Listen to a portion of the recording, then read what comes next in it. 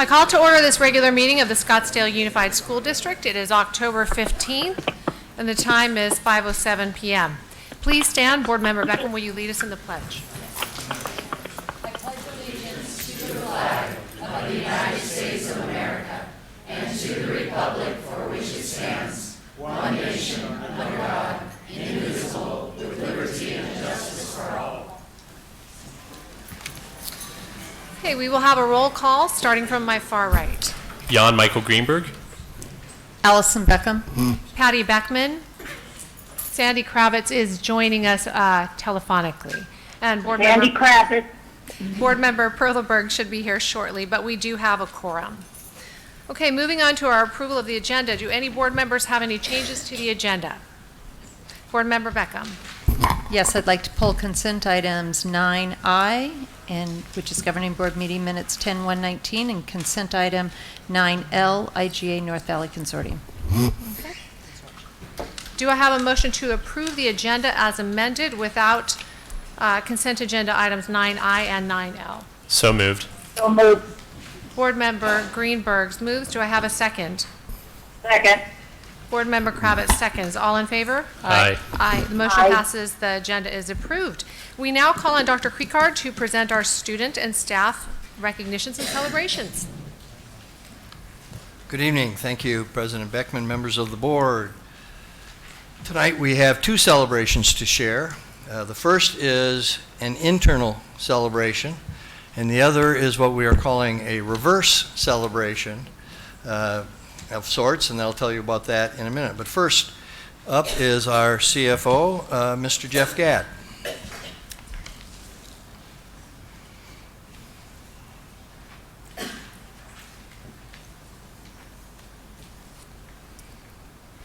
Good evening. Madam President, members of the board. It's with my pleasure to recognize one of the finance department's fine employees, and that's Nutritional Director Patty Bilbrey. It's because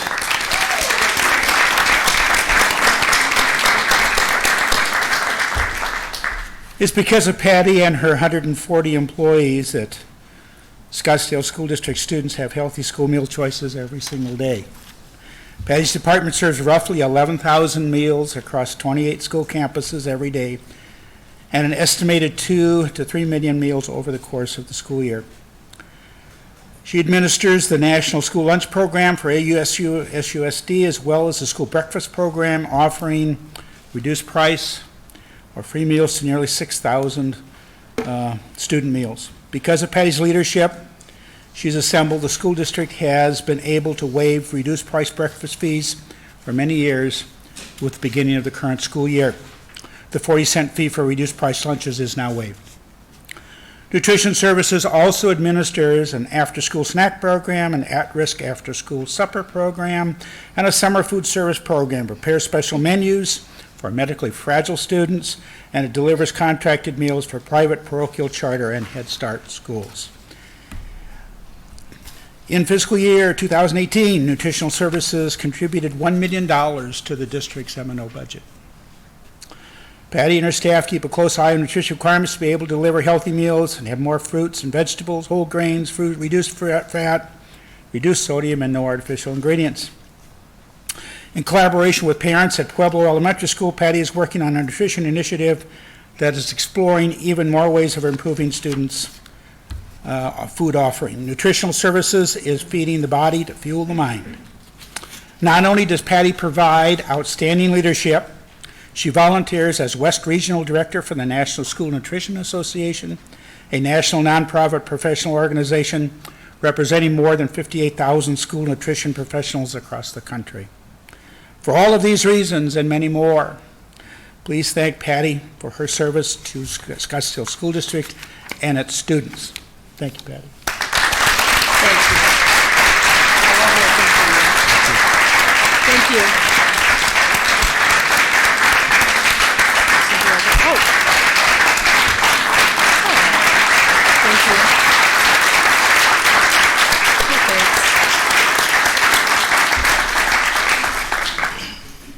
I also take great pleasure in presenting to Patty the Certificate of Recognition of her dedication to this district and its students, and also the gold coin that I'm sure the board members are familiar with that recognizes the contribution of a few employees going above and beyond the normal course of duties.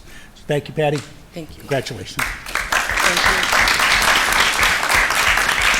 I know we don't usually speak after these, but I would be remiss to say, first off, I have the best job in the world, but beyond that, I work beside the best team in the world. So this isn't for me, it's for all of them.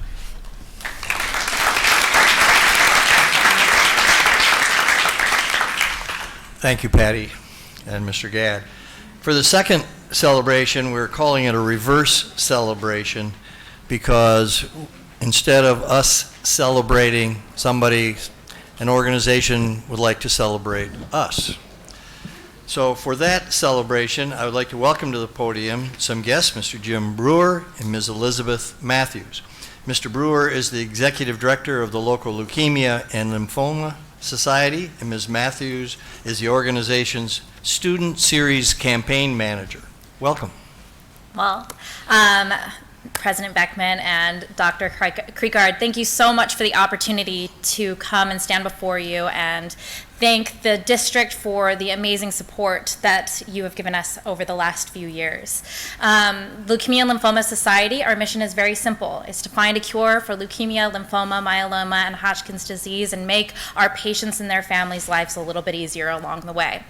We have worked with your schools running a program called Pennies for Patients, which is an in-school fundraising program that encourages students to give back, learn social and emotional learning skills, and that anyone can be a hero. When we do small individual actions, they are actually quite large when we do them together. So on that note, we would like to acknowledge the schools who participated in our 2018-2019 Pennies for Patients campaign. Some of the principals, I believe, are in here right now, so when you hear your school, please give a wave.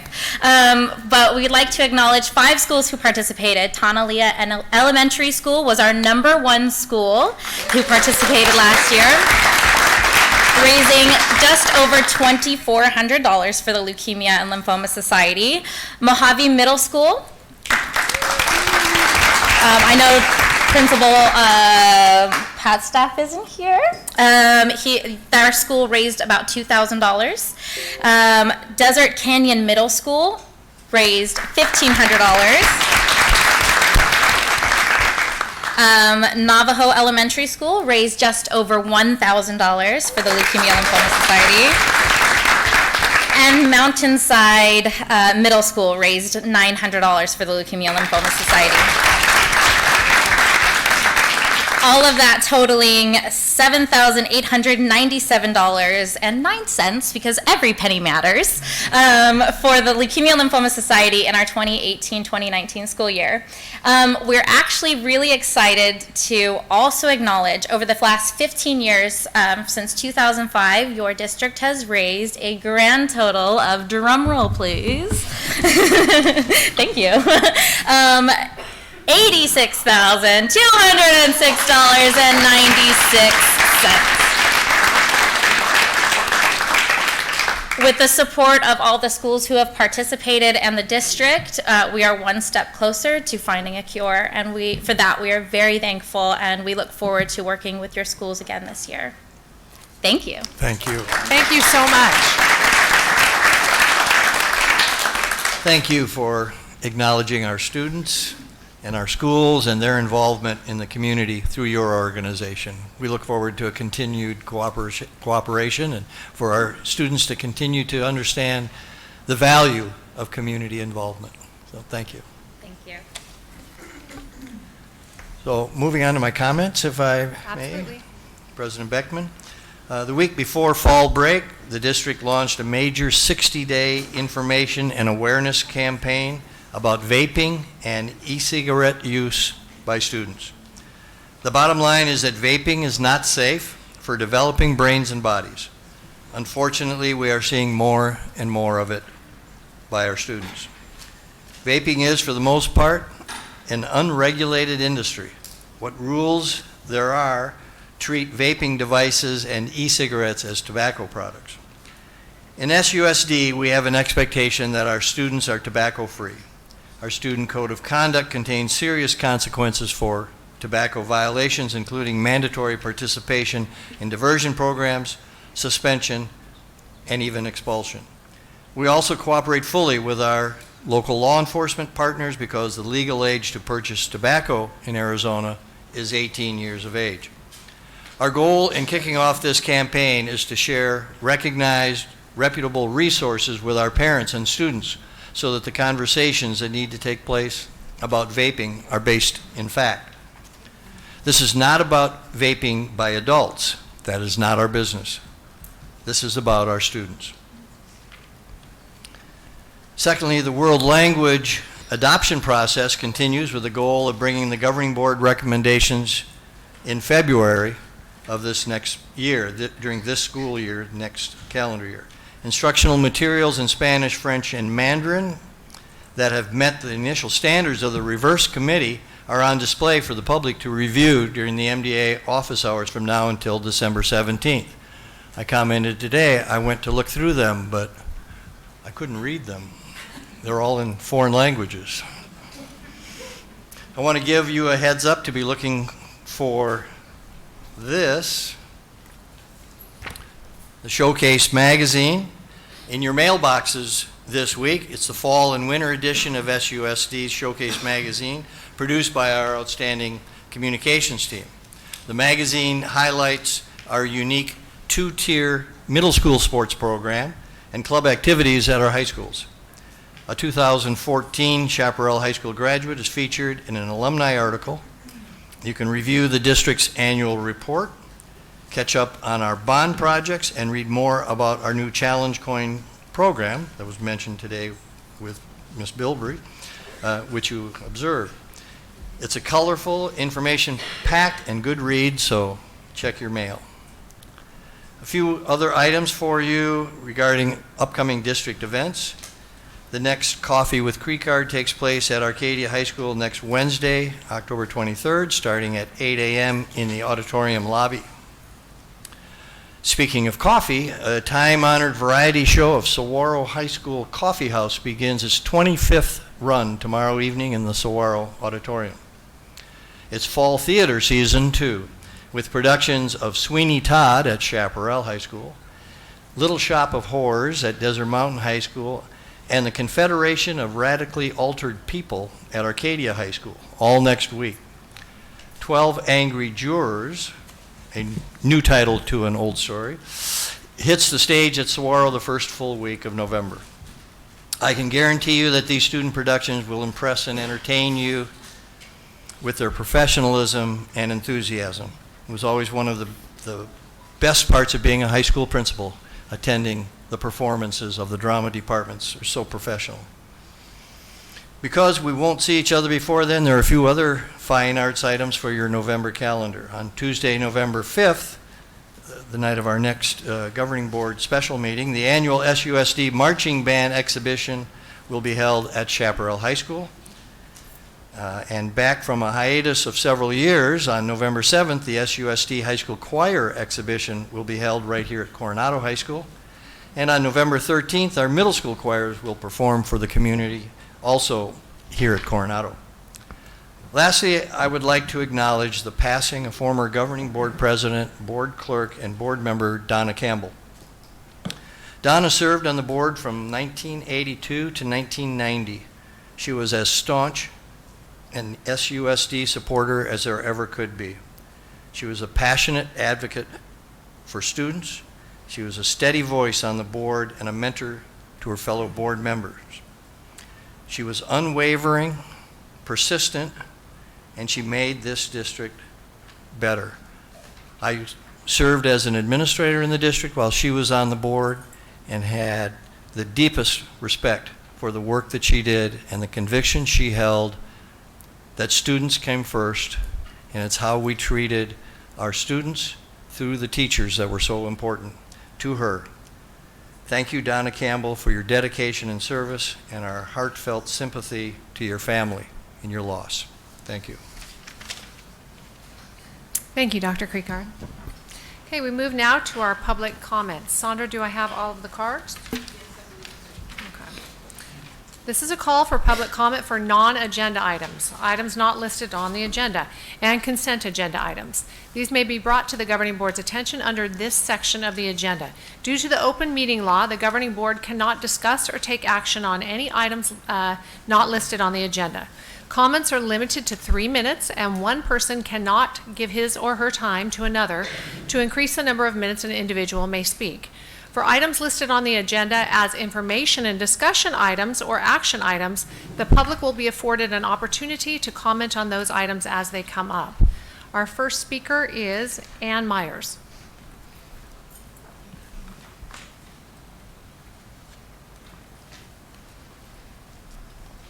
Good evening. My name is Ann Myers. I retired in 2004 from Mesa Public Schools after teaching for 33 years. My husband, who is now deceased, taught in Scottsdale in the 1970s. He was a proud member of SEA. I live here now, and my grandchildren go to Kiva. I have many ties to this district, and I want to see only the best for SUSD. This is why I am encouraging you to again recognize Scottsdale Education Association as the bargaining body for all employees. It puzzles me why you wouldn't want this relationship. During my years with Mesa, the administration called upon MEA to provide employee names for curriculums committees, for help with bond elections, collaboration on curriculum, and many other help and support issues. A colleague of mine, Virginia Guy, who was an MEA member and teacher, was appointed to a state committee to develop Career Ladder, a highly successful state program about 30 years ago that boosted student achievement and increased salaries. Because of her involvement and influence, and with the support of the association, she brought that program to Mesa at a time when not every district was allowed to participate. Another benefit is Meet and Confer. This is a process in the spring where representatives of the administration and the association meet together to discuss and agree on salary, insurance, and work conditions. This helps you. It helps the district and ultimately the students. It provides a time for input that I've heard this board call for. You are responsible for student achievement, but you are also an employer. Your employees are highly trained professionals, whether they are in the classroom, the office, the cafeteria, or the school bus. Scottsdale Education Association already has the framework for collaboration, contract, and employee issues. They represent all employees, whether they are members or not. I urge you to use their expertise by recognizing SEA. Thank you. Thank you. We now call Lawrence Wittig.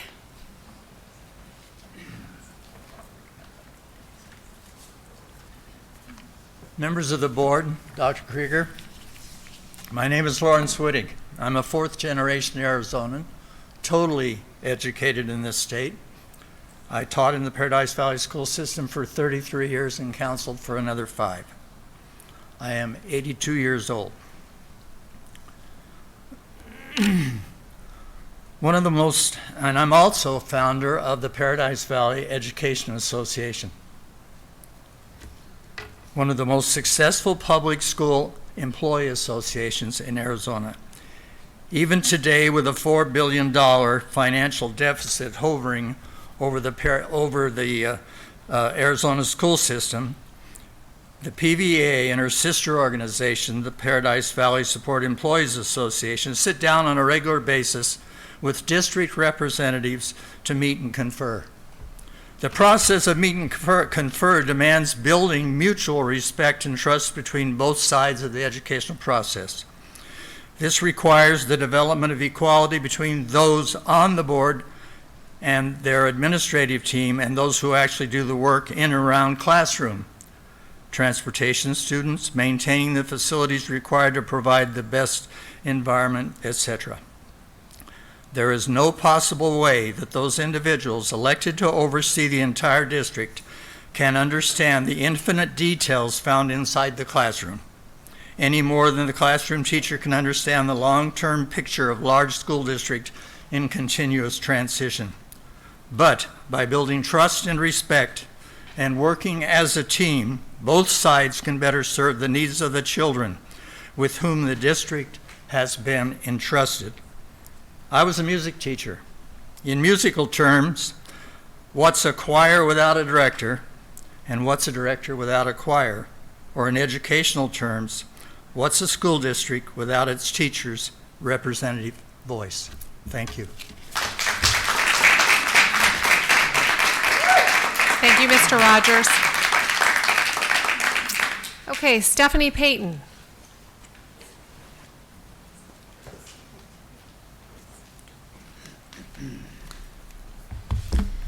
Good evening, and members of the board and Dr. Krieger, thank you so much for your time. Tonight, I speak to you as a parent, the PTO president of Echo Canyon School, and as an educator. I have 3 daughters, ages 4, 7, and 12, and my 12-year-old is actually medically complicated and severely handicapped. She participates in the Life Skills program at Echo Canyon. A short while ago, we received news that the Life Skills program would be moving to another school, meaning to Echo Canyon. And while it felt like an unnecessary and stressful transition, we found home at Echo Canyon School. We fell in love with the community who is inviting, welcoming, and embracing, especially to our community.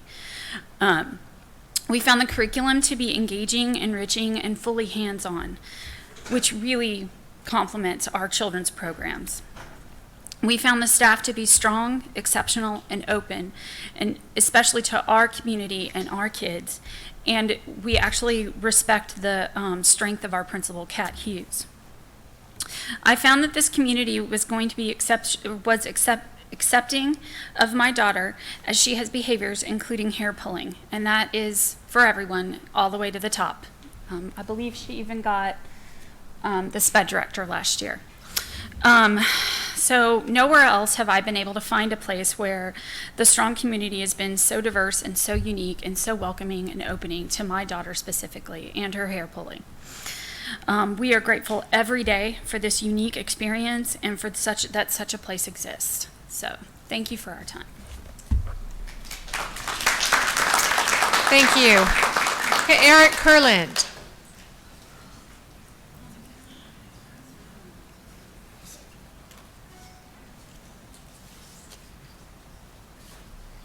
Good evening, everyone. My name is Eric Kurland.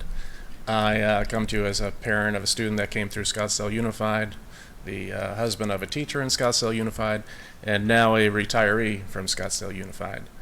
The first time I spoke before the governing board was over at a place in Phoenix, and I was a first-year teacher, and I was speaking out in support of my principal because of an injustice done to him by the superintendent at the time. I'm speaking to you again as a teacher in support of all of our employees because I think we're doing an injustice to them as well. I think that there's some misnomer about the Teachers Association being some kind of mean old union, and I would hope that when you talk about SEA, you would just substitute teacher for the term SEA, or teachers, because that's who we are. We are just a bunch of teachers that work in this district. So when you say, oh, that union does this, just say, oh, those teachers do this. Now, would you honestly say that the teachers who support your students and your families are the enemy of this district? We've gone through a superintendent that did great changes. And great is not a word that I mean in a wonderful sense. I mean big changes.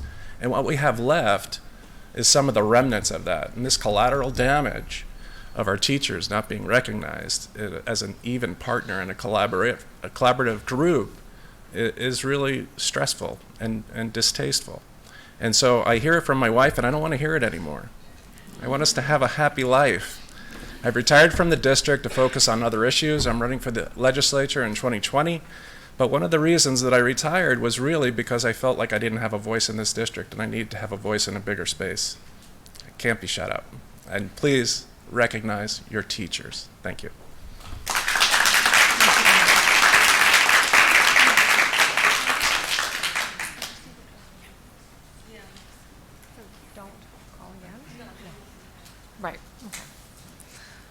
Okay.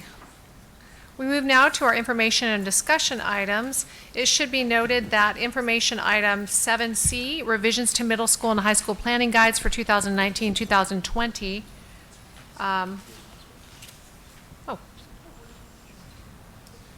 We're sorry, we had a little bit of confusion with the cards. Brett Rogers? Sorry about that, your card got stuck.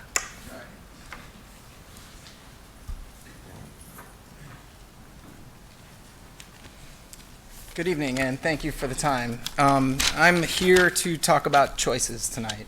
My name is Brett Rogers. I'm a parent of 2 children that live in the Arcadia neighborhood. And in 2010, my wife and I didn't have any kids. We chose to move to Arcadia, partially because of the reputation surrounding the school system and our homeschool there. Most of you know that homeschool would be Hopi. It was before we had kids. In 2013, we had our firstborn son. 2015, we had a healthy daughter. And in 2017, it was time for us to start looking at enrolling our oldest in kindergarten. So we started going on tours, and just our due diligence through the years, we just always expected, well, we moved to here, to Arcadia for Hopi. That's where we would go. But in traveling the neighborhood and bikes and walking the kids in strollers, we passed the Echo Canyon campus several times. And we said to ourselves, well, let's at least see what that is. And so we toured Echo Canyon, we toured Hopi, we toured Veritas, we toured even Biltmore Prep, because we had choices. And we know that where we put our kids in school, especially this early stage, is incredibly important to the trajectory of their life. So we went to all those campuses, and the choice was totally clear. It was hands down Echo Canyon. There was no choice in our mind. And why did we choose Echo Canyon? We did it intentionally. We passed up our homeschool because of it. We love the focus on not only academic but social and emotional development, which is critically important, especially in the digital age, right? When people have their eyes on their devices instead of the people in front of them. They have to learn how to read and write, know math and science, but they have to know how to interact with the people around us. That was incredibly important to us. We loved that it was K through 8. We saw instantly when we walked on campus, you could just feel it when you walked around campus. The interaction between the students of all ages, the students and the faculty, parents who were on campus, it was totally different than any of the tours that we did, with no disrespect to the other schools that we went to. We did that by choice. Another Echo Canyon parent tonight mentioned the word community about 15 times in her speech, which I didn't even know that she was going to mention. But that was what we felt that night that we made, that day that we made that tour, and that choice was easy. Why else did we choose it? Experiential learning. The gardens, the chef in the garden process, unbelievably important. The butterfly garden, the looping teachers. Our son started first grade this year. Miss Ostrowski was his teacher in kindergarten, and he was instantly, day one, right back into learning. Incredibly important. There were no jitters back to school. He was right there, ready to go. Our daughter starts kindergarten next year. She will be enrolled in Echo Canyon. We've got the next 10 years in that community. And when we heard the news that it might be a growth school, absolutely devastating. It is the best kept secret in the Scottsdale district, and I implore you to please make sure it has a thriving future. Thank you. Thank you. Sandra, are there any further cards? Okay. I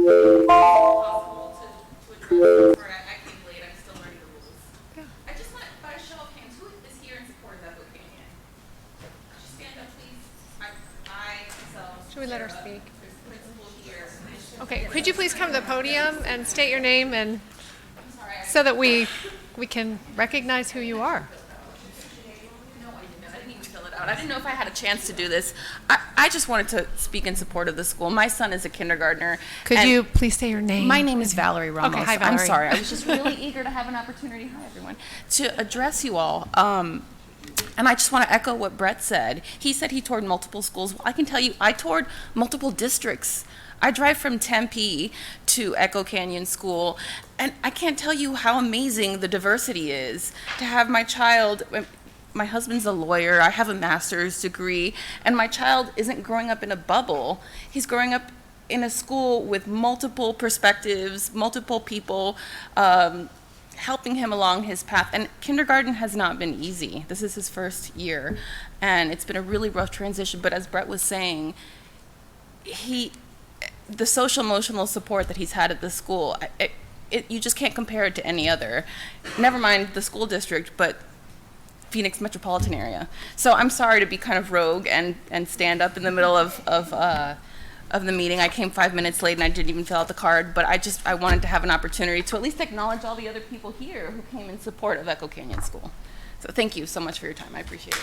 Thank you, Valerie.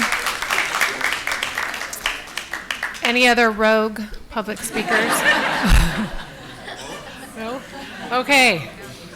We're going to move now to our information and discussion items. It needs to be noted that information item 7C, revisions to the middle school and high school planning guides for 2019-2020 school year, should read revisions to the middle school and high school planning guides for 2020-2021 school year. Okay, moving on to the information and discussion item 7A, M&O override, capital override, and bond fiscal year 2019 report. Dr. Creekard. Thank you, President Beckman. Once again, I'd like to introduce Mr. Gadd, our CFO, who will give the annual report on the M&O override, capital override, and bond fiscal year, which is called for in statute. Mr. Gadd. Thank you, Dr. Kreikard. I guess that's okay. Madam President, members of the board, the three reports that are contained in this package are all required by statute. The reference is in the agenda item that precedes the report.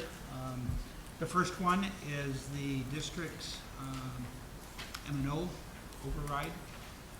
We are required to report the expenditures for last year. It's the 18-19 column that you see there. And also the budget that we have for the current year for those same items that are listed. The items are coming from the election pamphlet. Those were authorized by the voters and are the subject of the current election that's being planned for November 5th. Better. So I'll just talk a little bit briefly about each one of them, and then I'll move to the other two reports.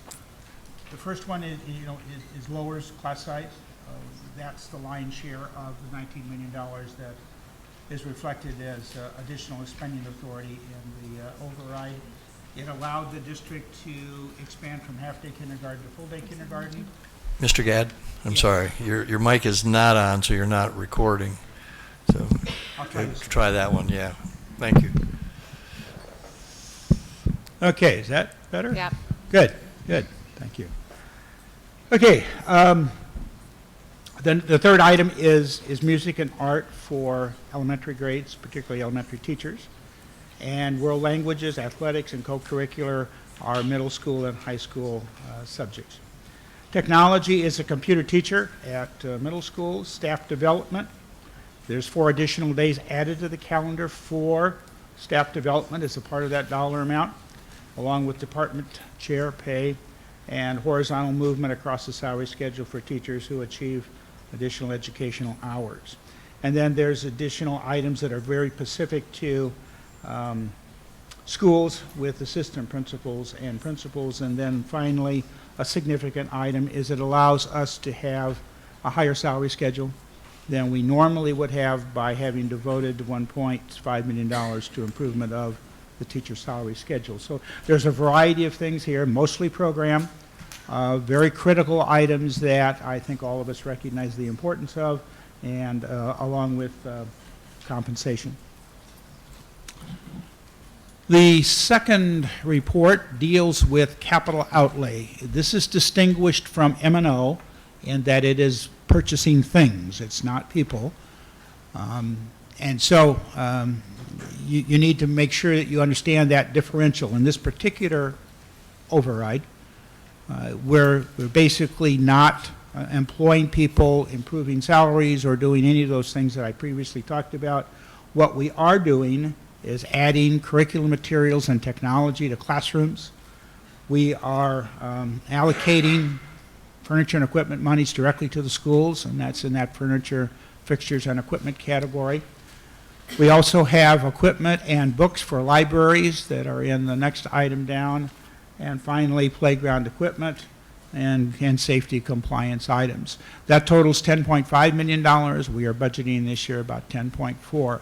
I would point out that both of these budgets are calculated through a formula that depends upon the size of the M&O budget, which depends upon an ADM count. So these budgets vary directly in proportion to what the district's M&O budget calculates to. They go up and down depending upon the district's M&O budget, and as I say, heavily reliant upon ADM. So even though the voter authorization might have been, the voter authorization is a percentage. In the first case, it was 15% for M&O. In this case, it's 10% of the revenue control limit determines the magnitude of this list. And I just want to make sure that the board and the audience are aware that it is not a fixed amount. It varies annually and will go down directly in proportion to what happens with these two base budgets, which are ADM based. Sandra, could you please note that Board Member Perleberg has joined the meeting? Thank you. Sorry, Mr. Gadd. Thank you. Okay, the last item is a bond report. As you and the board are aware, we have a fairly large bond program, originally authorized to $220 million. These are the annual expenditures that we had last year by category, totaling $25 million. The budget that we have for next year, because of the recent bond sale that the board's aware of, is $92 million. The lion's share of the funds are all allocated in the first column, or the first item. They are basically rebuilds of schools. Hopi and Pima would be included in that $24 million that you see there. The school site safety measures were primarily purchased for cameras. That was a significant portion of that $700,000. And lastly, there are a couple of school buses and special education vans that were purchased in the third category. So that represents the three reports that are required by statute. If you have any questions, I'll try to answer them for you. Questions for Mr. Gadd? Board Member Kravitz, any questions? No questions. Okay. Board Member Beckham. I'm just going to make a note that, so that if people who aren't aware, that that there is a committee that is an oversight bond committee, and it meets about every 2-3 months. And so I just wanted the public to know, in case they didn't realize that. Thank you. Matter of fact, the next meeting is this Thursday at 5:30. Thank you. Any further questions from board members? No? Okay. We'll move to our next information discussion item, 7B, estimated excess capacity for the Arcadia and Coronado learning communities. Dr. Creekard. Thank you, President Beckman, members of the board. In the original board packet, Dr. Hagegat was listed as leading the discussion. She and Dr. Sackhouse have worked closely together on the excess capacities, as Dr. Hagegat supervises the elementary schools and Dr. Sackhouse supervises the secondary schools. And unfortunately, Dr. Hagegat is out of town, was called out of town early this morning for a family emergency. So Dr. Sackhouse is taking over and knows the material well because they've worked on it together, and she will be able to answer all of your questions. Dr. Sackhouse. Madam President, members of the board, Dr. Creekard, Mrs. Como, I am here tonight, as Dr. Creekard mentioned, to present to you excess capacity for Arcadia and Coronado learning communities. As shared in our presentation last month with the Saguaro Learning Community, we are first opening with our current open enrollment policy, JFB, specifically capacity, where the superintendent shall, by December 1st of each year, estimate the excess capacity to accept transfer students into our schools, and those transfer students being in district and out of district open enrollment. So tonight what we're doing is sharing with you just that, the capacity, and as we stated previously, we will be back before that December 1st date to give you a synthesis of all of our campuses. But tonight is specific to capacity. Going back to some criteria and definitions, as a reminder, we are utilizing 750 square feet as our classroom criteria. Program capacity at the elementary level is a very simple calculation. It's looking at the staffing standard of the grade level, multiplying it by the number of sections, thus showing you a total number of students. So the example up there is specific to first grade at 26 for sections, 104 students. So if there are 20 in each classroom, and so we don't have 4 times those 4 classrooms, 16, your capacity is 16 at that grade level. Secondary is much more complicated, and secondary being the middle school and high school. And what we do is we look at the utilization or program capacity by taking the physical capacity and multiplying it by an 85% factor. That does take into account teachers' preparation, their prep time, where no students would be in the classroom during that time. So a teacher at the high school, for instance, teaches 5 of the 6 periods a day, one of those periods being their prep period where no students are in the class at that time. Program capacity, some more definitions here. It's important to understand that we exclude certain rooms on a campus. The list is up there. Our office spaces, libraries, rooms less than that 750 square feet, our ELL classrooms, our special education classrooms, athletic spaces, weight rooms, storage, things of that sort. So we take that out of consideration and we zero out those spaces so that they are not considered in capacity physical, which then it gets us to the program capacity. So a little bit more on criteria and definitions. Here are the staffing standards from kinder to grade 12. And just a note down there that in science, at the high school level, the class size is 32 and not 33 as noted in the other areas. So we'll go ahead and begin with the Arcadia Learning Community Capacity Study. It's important to note that we, again, are coming back to you prior to that December 1st with what we believe is excess capacity. Right now, we are sharing with you the work that has been done so far by utilizing the definitions that we have. But there are some mitigating circumstances with some of these campuses that I'm going to share with you verbally tonight so in preparation for us coming back. So if you look at Hopi, for example, we have a program capacity of 798 with enrollment of 702, showing an excess capacity of 96. It's important to note that this program capacity includes the flex spaces. So those flex spaces include things such as our PACT, our gifted, our RTI, which is our intervention. It also includes our CGP, our Comprehensive Gifted Program. And it's important to note that we are about to advertise for a 3rd grade Comprehensive Gifted Program, which again, we'd need that flex space and would not be able to utilize that flex space in excess capacity. So we expect that capacity there, the program capacity to decrease with Hopi. Again, not utilizing those rooms. But this number here does include that flex space that will need to be used otherwise than regular classrooms, a 2nd grade classroom or a 3rd grade classroom.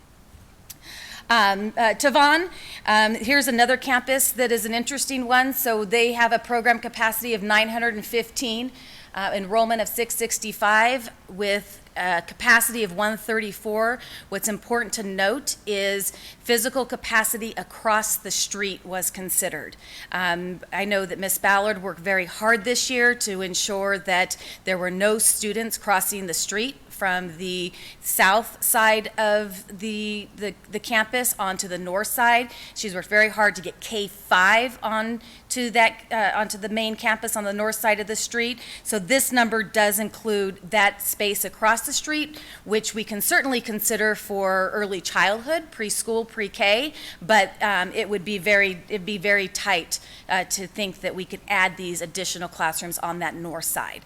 And there's been safety concerns in the past, which has taken us to a place where we want them all on one side of the campus. Preschool, pre-K is a little bit more of a contained program that they don't need to cross the street for specials or for lunch. They can have their own little mini campus. Echo Canyon is divided into pre-K and through 6-8. Another very interesting situation with Echo Canyon, considering the size of their classrooms. And just as an example, if you look at the size of their K-5 classrooms, they're just on average over 750 square feet. They're around 758 comparative to other neighborhood elementary campuses that are more upwards of 850 to 900. So it's a very small space in those classrooms for doing things such as centers. So again, we show here that they have a capacity at pre-K5 of 79, but again, there's a mitigating circumstance there to really go and say, can we really fill up the classroom if we still want to have a room that allows for differentiation of instruction.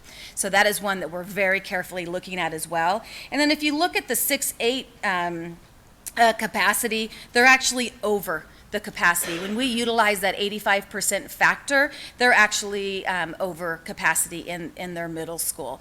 I'm going to share with you in a later slide that really Echo Canyon's total program capacity to date is 488. So they're a campus that when they were rebuilt from ANLC to Echo Canyon, their rooms are so much smaller. So, and it's an interesting campus to look at, but a beautiful one, as noted by some of our parents tonight, and a very special place. With that, I'll go on to Ingleside Middle School. They have a program capacity of 906. Their enrollment as of 9/6 is 856 with a capacity of about 50. Depending on the grade level, it really depends if there's a room, but they're very tight right now as well. And then I get to Arcadia. Last but not least, we have the program capacity at 868. The enrollment as of 9/6 is 1866, which you can see has very limited capacity. In fact, we have closed open enrollment for the remainder of this school year, and we are also recommending and will continue to recommend that we keep open enrollment closed for the following school year as well. And some of the mitigating factors at Arcadia, as you've heard, does include some of the traffic flow into the campus, the upcoming redesign of the parking lot. And so if we were to do that, we crunched some numbers yesterday, and we would be looking at a campus of under 1,800 if we were to go ahead and close it for the remainder of this year and next year for new open enrollments only. So again, that would, those students that are already open enrolled would stay, but for new open enrollment only. So that would decrease the campus. Again, less than 1,800 based on our projections. Moving on to Coronado Learning Community, you can see here, Hohokam, it's important to take note that the program capacity is based on what is intended for the renovation and rebuild, and that being 750. Their current enrollment is 367, and you can see the excess capacity of 383. Pima, program capacity of 651, enrollment 493, and excess program capacity of 158. Tonalea pre-K 5-8 and Tonalea 6-8 in a very similar situation as Echo Canyon. Does show that they have capacity at that pre-K 5 level, and those rooms are adequate enough to be more at the staffing standard, but at the middle school level, they're actually over capacity. So this is a school too where, again, and you'll see in the recommendations, we need to be very thoughtful about the middle school being able to accommodate middle school students that can feed into Coronado High School. And then Coronado High School, in this beautiful place we're standing in, is 1480 program capacity. Their enrollment is 921, and they have excess program capacity of 559. And that other notation there with Tonalea is same as Echo Canyon. When you apply that 85% factor at the secondary level, then that puts them over capacity. Okay. So our conclusions is program excess capacity will continue to be used to determine availability at each site for open enrollment. I can tell you that for some of the campuses, and speaking with Ms. Ballard today at Tavon, she's looking at her capacity weekly because of students who unenroll and then students who are coming to us. So it is as frequent as that. So they are looking at it weekly, if not daily, when they get calls for enrollment. As a reminder, the superintendent may estimate any necessary reduction in capacity for each grade level or each school grade level and program, and that is exactly what we're going to be doing as we continue with all of our learning communities, coming back to you before that December 1st timeline and sharing all of that in one report. In addition, some schools within Coronado and Arcadia have that excess capacity in most grade levels and can continue to welcome students, but again, it really depends at this point with some of our campuses on the actual grade level. 750 is being considered as the program capacity to rebuild, renovate Hohokam, as noted earlier. And I shared, again, utilizing that 85% capacity. Tonalea K-8 is over in middle school. If we did not apply that 85%, then they would have 11 students. But we're not recommending that we dismiss that 85% factor in calculating of any secondary program. Input from the Coronado learning community, will provide a better idea regarding the future of Yavapai and Tonalea. Again, especially with the small capacity and the room that we have at Tonalea K-8. So we will be gaining that input from the Coronado learning community. And Coronado High School has program capacity and will continue to welcome their students and their families. Hopi continues to welcome students. I can tell you as of today, their only space is in kindergarten. This changes weekly, so they are at their capacity, with the flex rooms being utilized the way they are. To continue to welcome students and their families based on grade level and capacity, but again, we're very cognizant of adding more students at specified grade levels would then revert us back to having some of our students having to cross the street during the day, which we're very concerned about.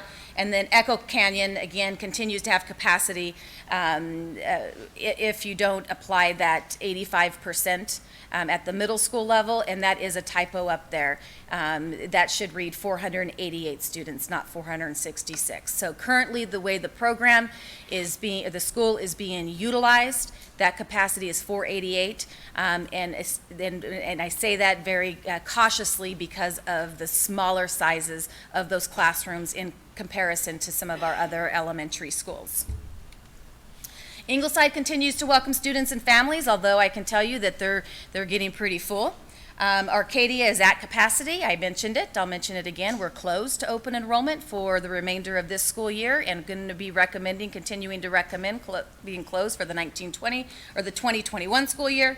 And reduction of program capacity is being considered at certain schools, as I shared earlier, as we address some of these modifications to traffic flow. And again, there's multiple campuses with some mitigating factors that we have to be very take into consideration when we come back to you prior to that December 1st timeline. With that, can I answer any questions? Any questions from board members? Board Member Perleberg? Not even a question, but thank you for all this information. It's very valuable, I think, for our community, our board, and administration to see the whole picture, even though it's step by step, complex, but it still gives us a whole picture that's very valuable. I just wanted to clarify, just so there is no confusion of history here. Echo Canyon inherited those buildings, It was actually remodeled, redone for ANLC. I think you said in between ANLC, Echo Canyon. But it was Yeah, my mistake, actually all yeah. remodeled for ANLC many years back. So I just wanted to clarify that Yes. one point. Thank you, Board Member Perlford. Thank you for Yes. all this data. Board Member Greenberg. Thank you very much for this. I wanted to discuss Arcadia High School a little bit. You said that, not that that's what is being proposed tonight and that we're not taking any action on that, but you said that it's the working theory for next year is that they would be closing open enrollment altogether for next year. New. Oh, yeah, well, no, I understand the new. So let's separate the current open enrollment students from new open enrollment, that altogether, no new open enrollment students no applications would be accepted. Is that correct? Well, they will accept applications, but keep them on a waiting list, and we will review that. But right now, we are saying that they are closed to new open enrollments for this school year and into next school year to get them back to the size that has been stated by at least one of my predecessors, maybe more, and the community below 1,800, closer to 1,750. So, but we have no way of knowing exactly how long that'll Right. take or where it will be, because that's it's not an exact amount of number. They don't come Right. in even lots of 50 or whatever. So I guess, so that means, Arcadia High School is kind of in a unique position that not many of our schools are in, that it's essentially at capacity at this 1868 number. And I've read that letter Melissa Secco's provided to me, and the parents at Arcadia High School helpfully provided it to me as well. My question is that a policy that we would be using for all schools that would have this issue or might have this issue? Because Tonalea is essentially 7 over, correct? If we account for the K through 5 62 excess capacity and then the 6 through 8 over capacity of 69, that's about 7 students over. Is there a policy in place that we say this is what our capacity is after accounting for that 85% of the high school level, but beyond that, we want our schools we don't want that many students in there? Is that just a community request depending on the situation, or is that for various other factors that we get to that point? It really is a school-by-school decision. Now, Tonalea was closed last year when we came to the board, and we said, except there was, I believe, a grade level or two that had space, but that changes during the course of the year as well. Those grades fill up. They were closed for this year for most of the grade levels. Is that correct, Dr. Berninsky? Pardon me? Most, yeah. Yeah, for most of the grade levels. So that was the decision that was made at that time. So you look at school by school. Look at Echo Canyon. They have room in kindergarten. They probably have room in second grade as well. What is the grade? What grade is it? Kindergarten we have room, first grade we have room. First grade. The small section is now at 26. We're going to blow. Oh, good for you. Good for you. Thank you. So we look at the school by school and make that decision.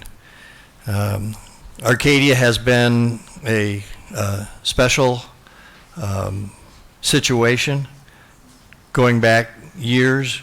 And right now, we believe that going through closing open enrollment now and through start of next year give us a chance to remodel the parking lot and the traffic flow there, could create some more ability for more students down the road.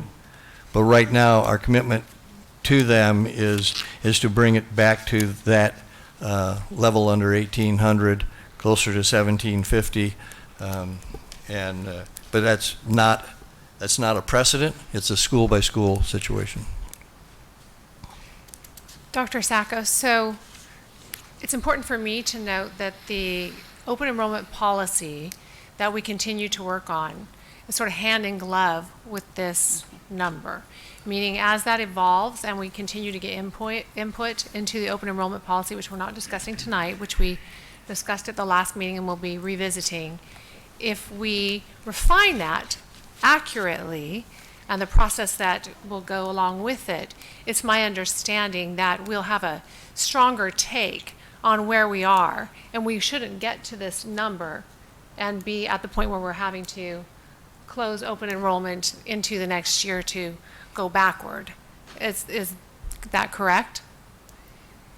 Yes, I would say those, it definitely does go hand in hand. And this process has allowed us to really kind of peel back that onion, so to speak, and look at the uniqueness of each individual campus, including special education programs.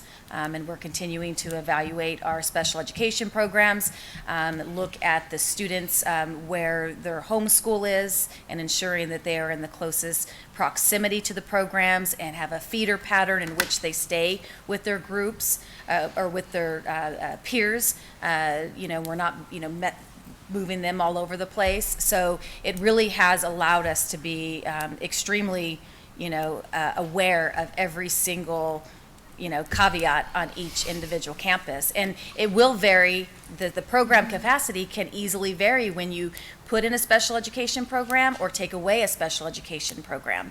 And so we're talking, there could be a good swing of numbers, which happened to Arcadia this year. That the program capacity is actually decreased because of the two special education programs, the district program, the two classrooms that the district put in this year. So they've actually, that because we took those off of the formula for the space, because they're being used by special ed and so not available to a regular classroom. Correct. So we're going to see that fluctuation in numbers, and it is it's interesting to monitor. Board Member Greenberg. I only bring up Arcadia because it is such a hot topic, and it's a very important issue to our parents and our students and our community. And I know both our board president and vice president have been working very hard with that community, as has our administration, and I'm very thankful for that. So, thank you to everyone who's been dealing with that. The only reason I ask is, I've attended it during the day. I've gone through the parking lot and worked and walked through with Principal Stevens, and just trying to understand it all and wrap my mind around the issues that are being raised, because we obviously can't have students without desks and we can't have students without textbooks. So I'm just trying to figure it out in my head what closing enrollment does over the long term and what the aims are. And I appreciate Dr. Creekard for pointing that out, that we are thinking of doing a remodel of the parking lot and the flow of traffic and ensuring that students are getting to our schools safely. Out of curiosity, because I've read a lot about what our parents had to say, and it's interesting and it's passionate, and I completely get it. It's their kids; they want the best for their kids, and I know what the administration says. Do we have any surveys from our teachers and our students as to how they feel about the current capacity and the issues there? Is there anything from them, any information that we can talk about there, or no? I've not had a survey. I have had conversations with teachers from Arcadia, and we do rely on the administration. We rely on Principal Stevens to keep a pulse on what's going on and keep us informed, and he has done that. Okay. And likewise, I've only had informal conversations while on campus. Yeah. And Dr. Sackos has spent a great deal of time there as well. That I know, yeah. So her firsthand observations has been crucial in helping us through this as well. I would say, maybe just generally, not even Arcadia specific, but it would be nice. I know we do our climate surveys for school things generally, but it would probably be nice maybe to think about moving forward to add this to those and making them school specific a bit, because it would be nice to know what our teachers and students at all these schools think about these different issues, and helpful for us. But I appreciate all the work you guys have done, and I think. And we are kicking off, talk about the climate survey, we are kicking off the second edition of the Hanover Climate Study. The administrators have been asked to take it now, to look at it, to see if there are any issues with the questions and so forth, and then next week, I believe. It'll be kicked off to students and parents, and so we will have that information. Same format as last year so that we can have some comparative data. But we will have that data, I would guess, mid-November by the time they analyze that and send it back to us. Yeah, and this is just another layer of it, but that's wonderful. I appreciate it. Thank you very much. Well, I think it's important to note that the next Coffee with Creekard is at Arcadia, October 24th. 23rd, October 23rd. So it's another avenue of communication for those communities. I appreciate the work you've done, too. I think we're learning a lot. I know that I am. And I think, as I said before, these two go hand in hand, as do the input from the parents and the community, and most definitely the principals. As I said before, I think they know their school as well as anyone. And when you sit down with them and they kind of let you know what's going to happen, even if you just add that another card on the house of cards, what could come down the road, I think it's important to listen to them.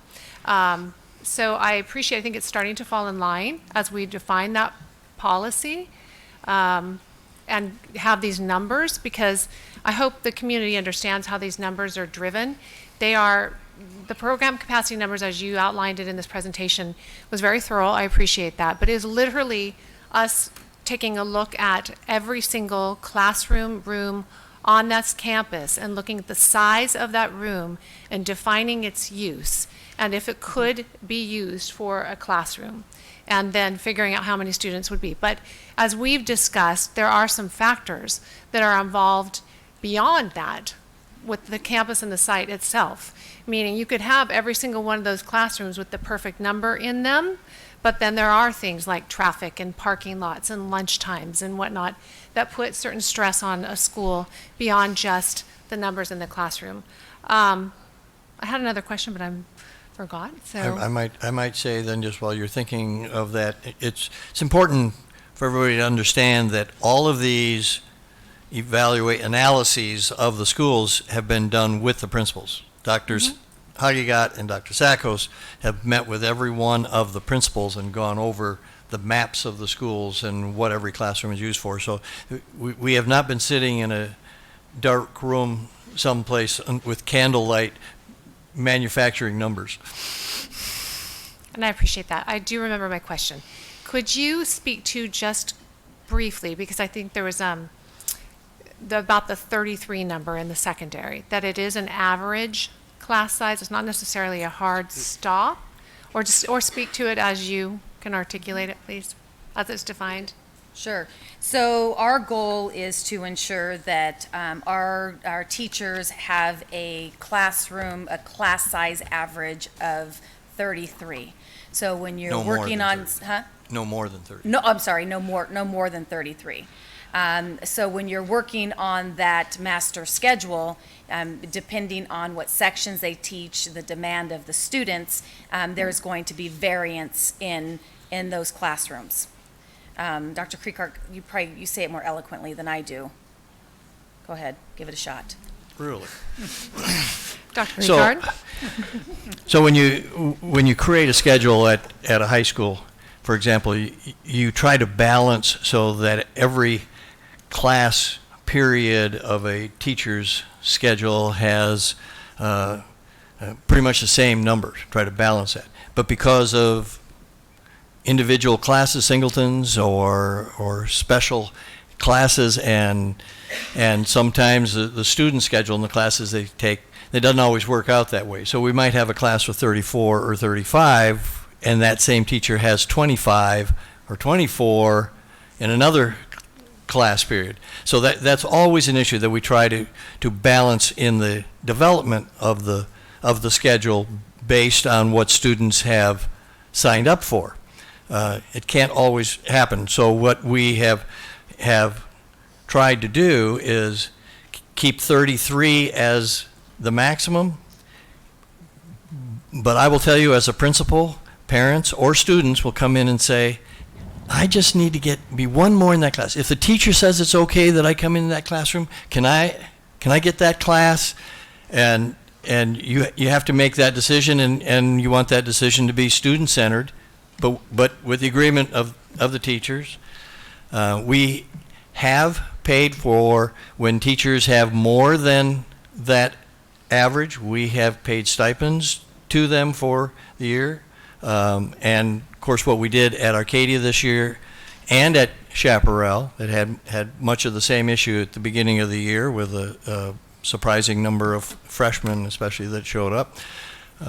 We look for ways to balance those classes by giving additional sections, and those amount to what you've heard 6/5, because a teacher teaches 5, so one more section is a 6/5, and they get paid for that. We offer those at a semester at a time, because numbers change at the high school during the course of the year, and only for teachers who agree to them, to those 6/5. We will not force teachers to take a 6/5 class, and we do review that. And in fact, we will look at, when we have it in a situation such as Arcadia, that if you have 5 sections of English that are on 6/5, why not try to find a teacher, one full-time teacher, to teach that class at the semester level, not in the middle of the semester, but at the semester. So we're looking at all of those things and evaluating those as we go through.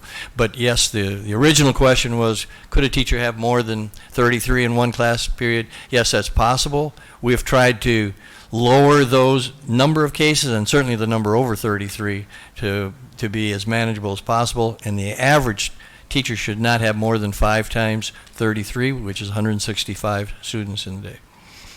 Well stated, Dr. Creekard. Thank you. Board Member Greenberg. Thank you. I'm so happy that I impressed you, Dr. Sackles. I appreciate that, because I understood it to be a hard cap at 33, and I incorrectly told parents at Arcadia High School that was the case, so I apologize for that, because that is incorrect So you're the information. cause. I am the cause. That is entirely my fault. Guilty as charged. I don't know what to say. But yes, thank you. I appreciate that explanation. I appreciate that the goal was to balance it out, but of course, schedule blocks and everything could change it. So thank you. Board Member Beckham. To that very point then, and I have been asked and haven't been able to answer, and I would like to maybe point this out, that, well, the question is, I've been asked, is that slide that gives the classroom sizes, is it documented anywhere? If it isn't documented anywhere, can it be documented and placed with the definitions so that we are all, it's clarified and we are all on the same page, so that there isn't any misunderstanding? It was documented. In the development of the certified handbook this last year, that one of the areas that was not dealt with yet was the staffing area, that I believe is on the agenda for this year, staffing. But it is, it should be noted that that's the ratio by which we staff schools. So we look at their number of kindergartners they have and divide by 24 and give the appropriate staff based on that division. But in terms of, defined as classroom sizes, it's defined as staffing standard? Is there a Yes. difference there? Yes. So where it will be documented, it sounds like, is in the certified handbook, and that was going to be, that second part was going to be done this fall? Is that still on track? Or During this year, we're getting off topic a little bit, but the HR first priority is a development of the new 301 plan, because that has to be brought to you by December after a teacher vote by statute. So that's the first order of business for them, as well as dealing with all the other HR issues that unfortunately we hand to Dr. Bowman in cabinet every week. So are we looking at the spring then? Or I'm Dr. just trying Bowen? to get some idea. You can do it whenever you see. It's a very complicated topic, because of what was in the TDA, what's not there, because there isn't a TDA. Can you get a microphone? And what's our agenda right now? We're excess capacity? Excess capacity. How does that affect staffing? Well, no, I think the So question what is you've this. articulated Well, is, actually, the question is, where is the staffing that we're using, where is that documented? this we have staffing, criteria this definitions staffing right there. standard came from the bond override of 2015. So that's where this came from. The override, yeah. So is it Or the override. memorialized there? So that's where those numbers came from. That's what I inherited as the HR assistant superintendent.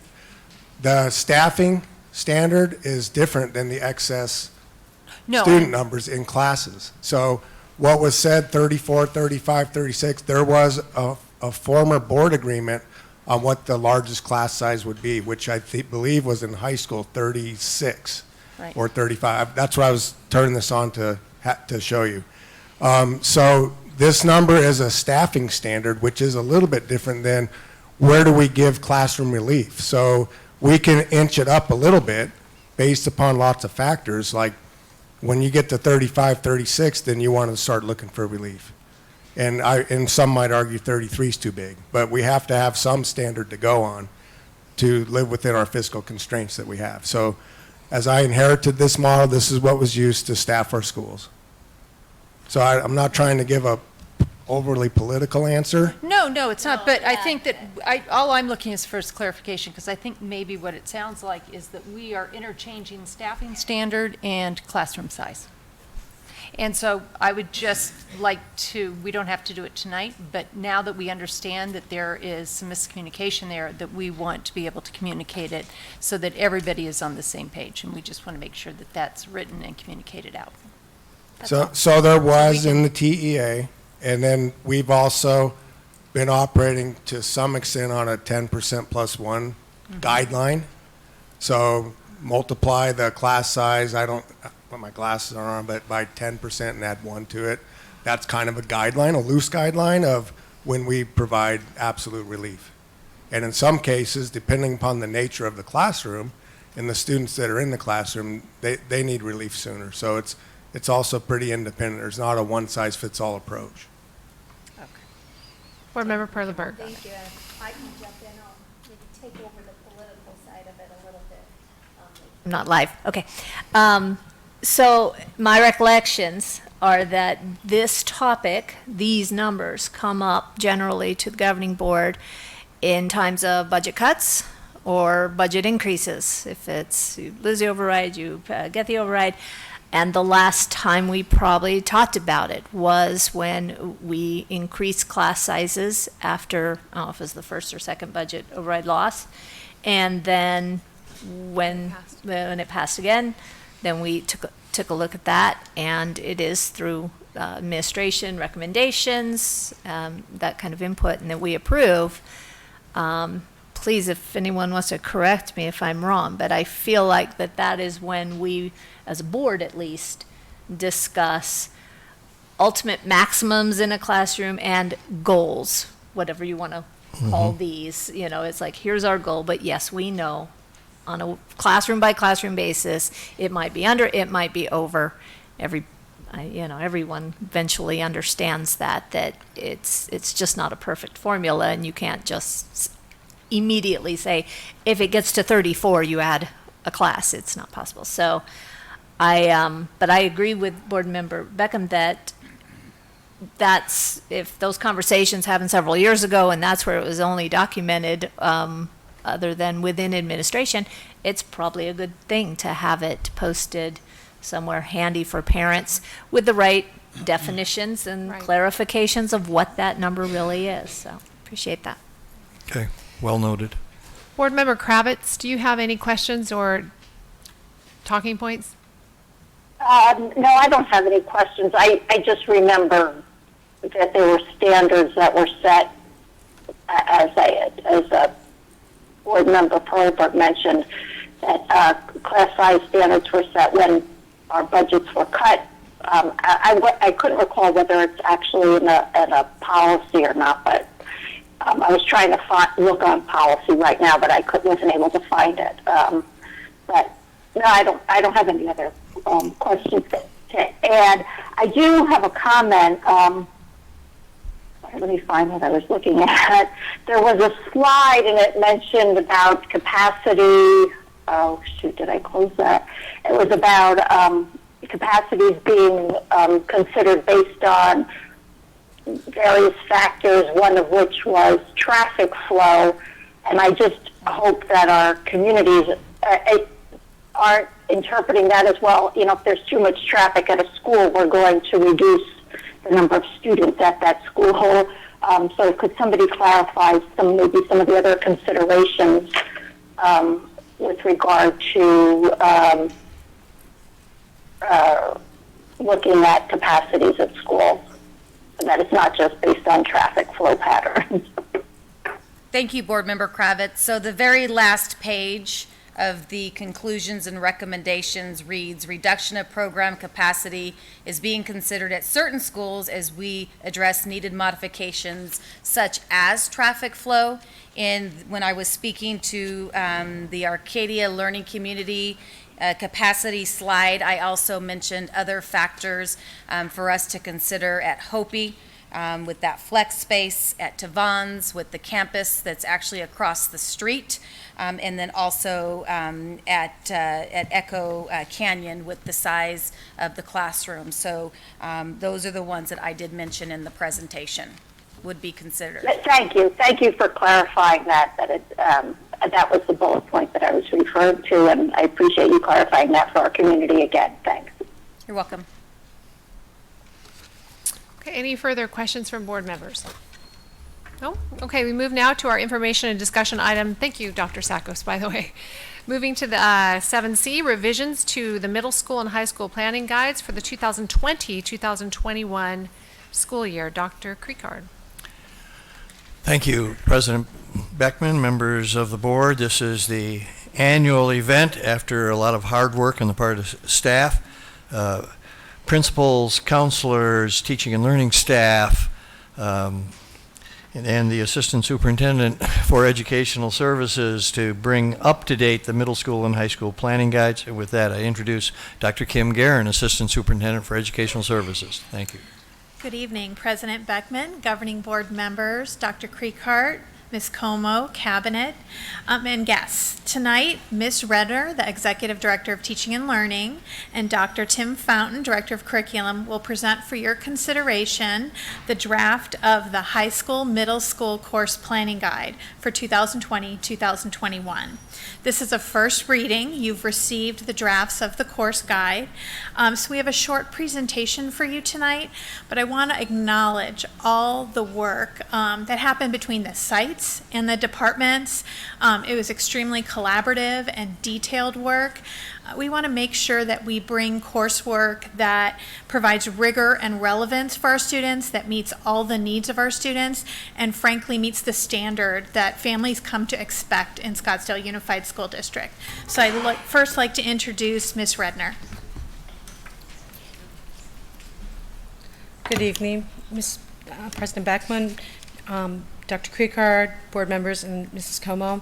I'm here just to introduce and thank the folks who participated in our course guide meetings, and I want to introduce some of the committee members who may be here or may be watching. This was facilitated by Dr. Fountain, who will be speaking with you in just a moment about some of the specific changes. And again, as Dr. Guerin mentioned, you've seen the publication at this point. The high school committee and the middle school committee met over the course of the last 6 to 7 weeks, about 5 to 7 times, during some really robust conversations. Present at each of those meetings were at least one assistant principal from each campus. The counselors participated, and then from teaching and learning, we had Debbie Hune, who's our administrative assistant, Lindsay Stoller-Slover, Kelly Hansen, and Stacy Gabrielson from CIMAR were there. So we also invited all principals to attend anytime they wanted, and they were able to give us some input as well as to what's been working on their campus or any input they would have for some changes to the course guide at both levels. So with that, I'm going to turn that over to Dr. Fountain, who's going to go through some specifics with you on some of our projected changes.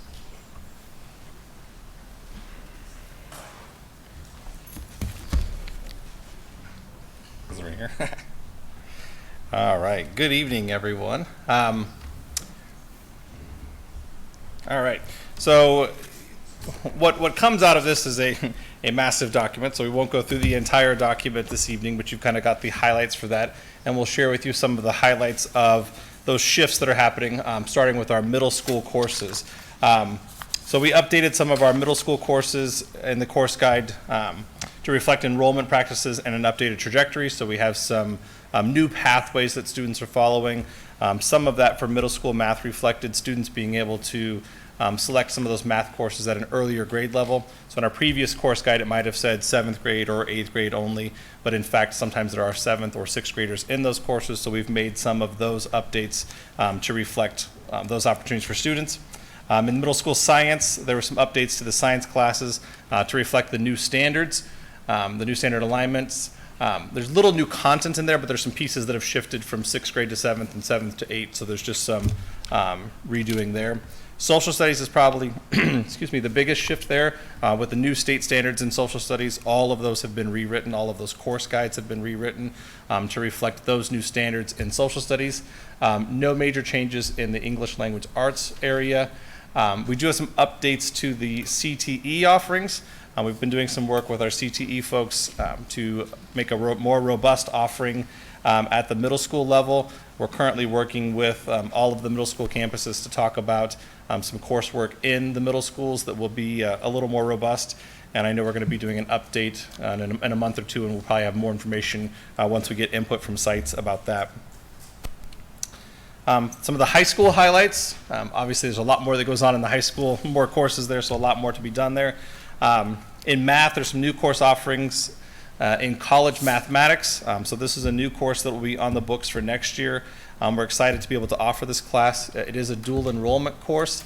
College mathematics is intended to be for students who are college bound, but not necessarily in a career that is mathematics oriented. So it helps them to get that college math trajectory in place in a way that fits their career pathway. So it's just another opportunity for them to have a math related class. In science, we did a lot of work to update the course offering specifically in physics. We had some work to do with our alignment with Physics 101 and 102.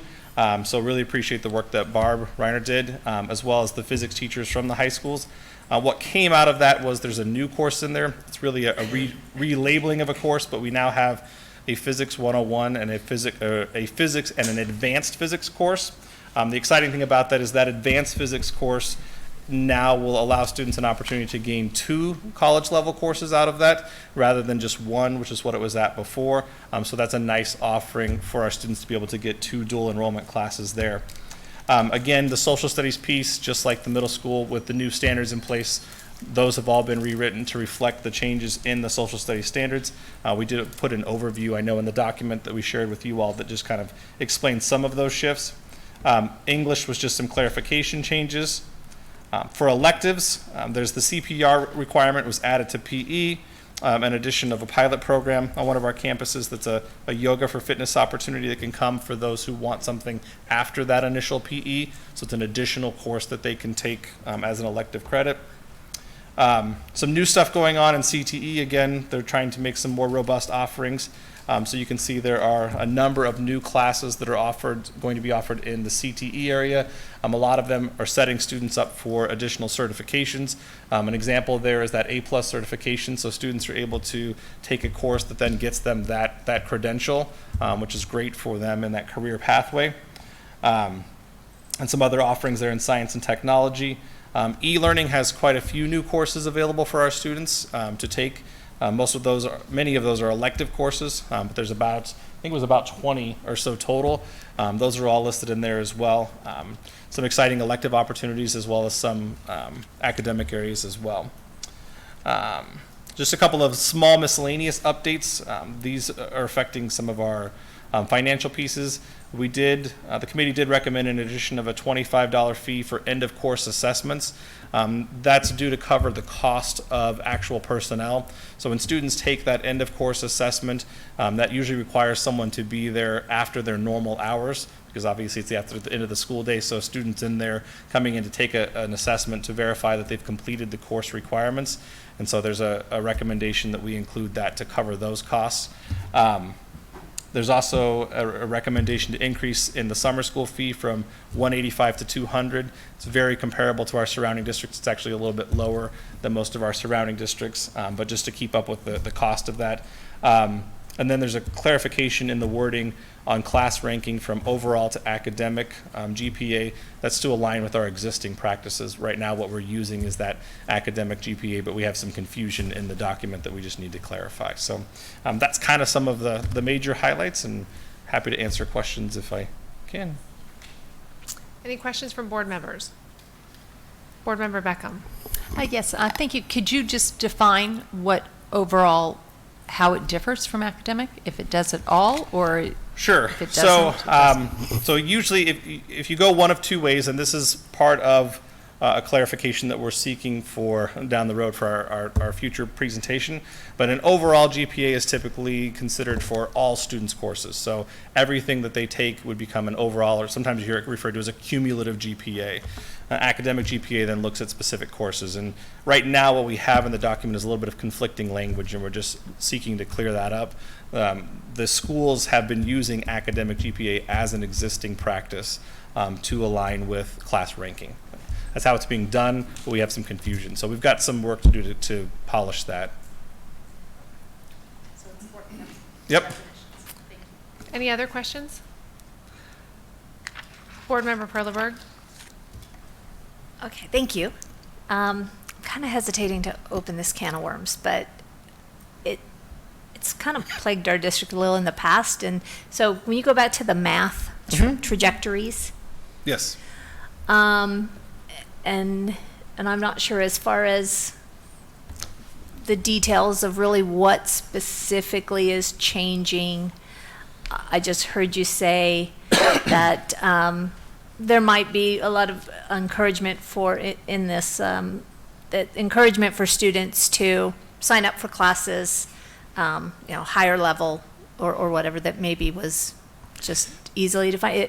I think you're interpreting referencing that? the comments that I made on the middle school, and most of that is really just clarification of language. So what we really were trying to make sure that we were doing was having a course guide that reflected the practices that are in place. Okay. So we have some courses in the course guide right now that might say in there that this is a math class that 7th graders take, but that may or may not be true in practice. We may have 7th and 8th graders in there, or it may be 6th and 7th graders in there. So that piece is just really clearing up the language in here so that as a parent, when a parent picks up this document for enrollment purposes and they say, oh, my child should be in class X, but the guide says it's not available to 6th graders, well, it really is. So we needed to Okay. make sure that the document was clear on that. Okay. That's really all that's changing with that. All right. So, and I appreciate that because those math trajectories are a tricky thing. A two-sided coin.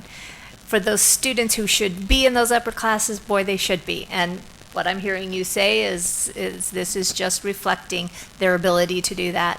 But we've also had a lot of negative impacts of pushing students into classes that they're not ready Right. to be successful in, and then you have staffing nightmares of kids getting out of a class 2 weeks or 4 weeks into the class, all of that. So I just kind of wanted to make sure we're not heading down that path.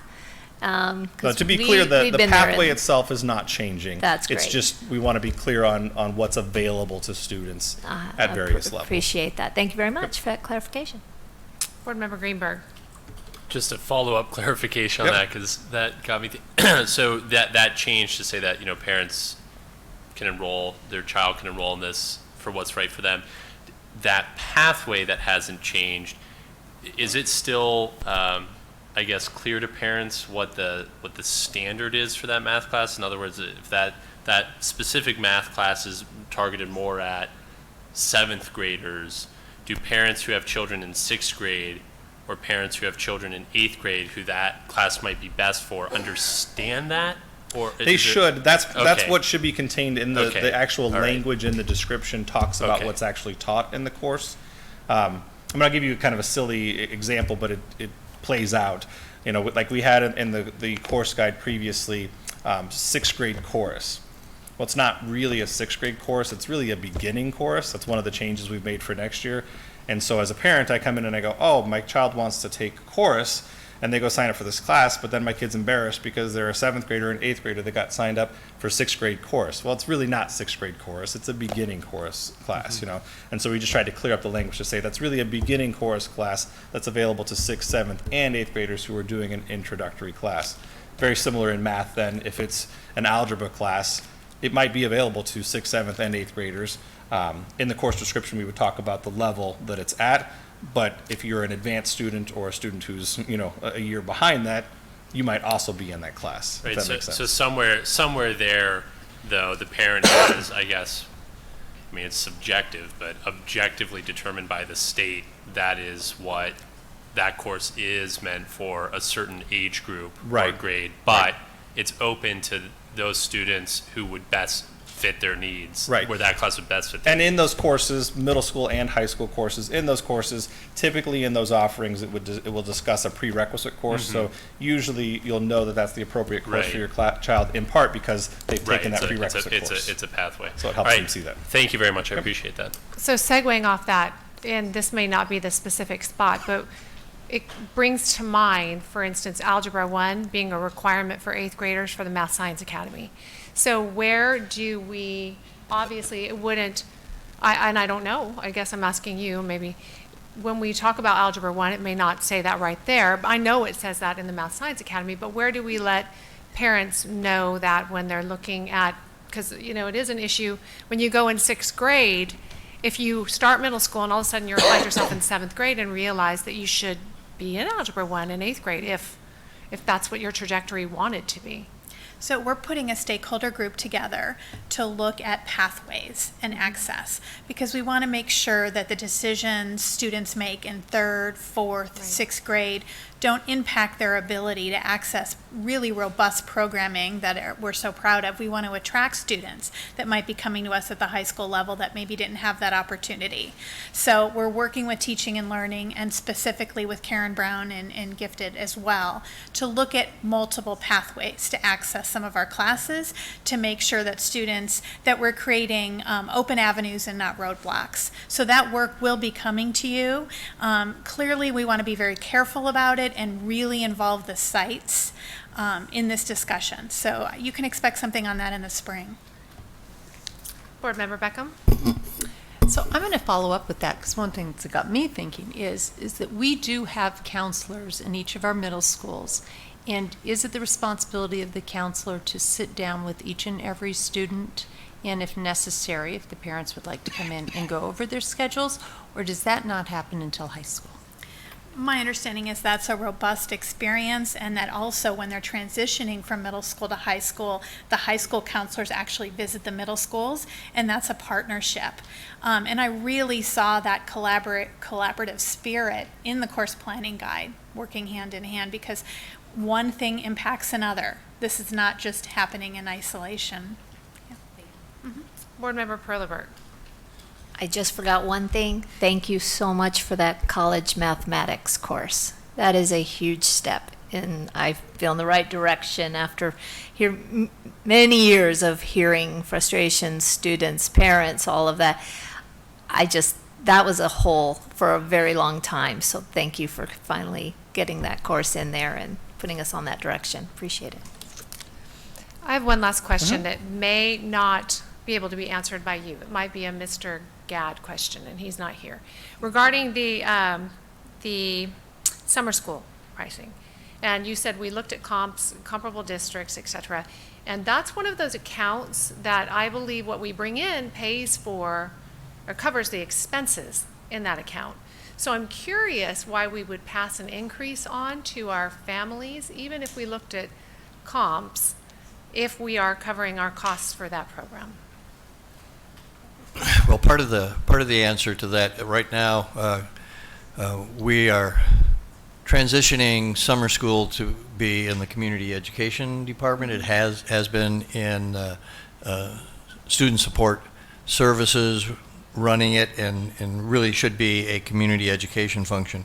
So what costs go up, materials for the classes go up, salaries of teachers, and certainly the classified staff with the minimum wage salaries. And you figure the last 2 years, teacher salaries have gone up 15%. Community education for summer school had to increase pay, probably not that same level, but had to increase pay to keep up.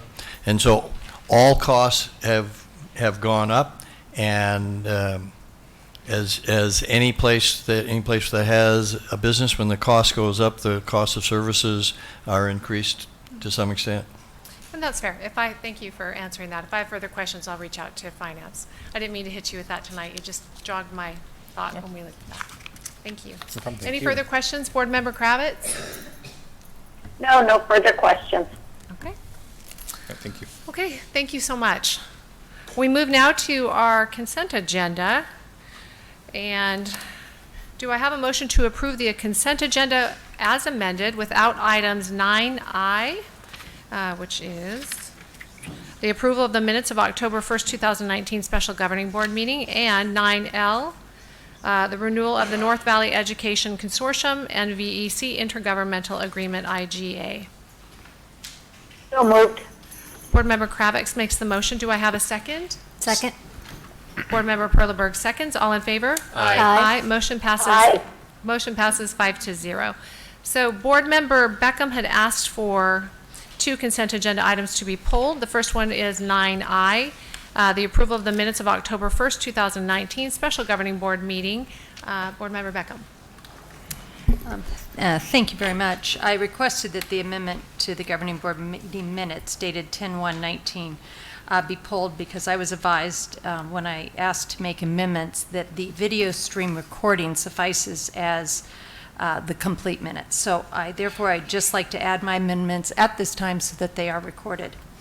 Under the information discussion item 4F, which is the budget calendar, I would like the minutes to reflect that Board Member Beckham suggested under the section staff meetings to include a meeting with teachers so that they have an opportunity to provide their budget priorities.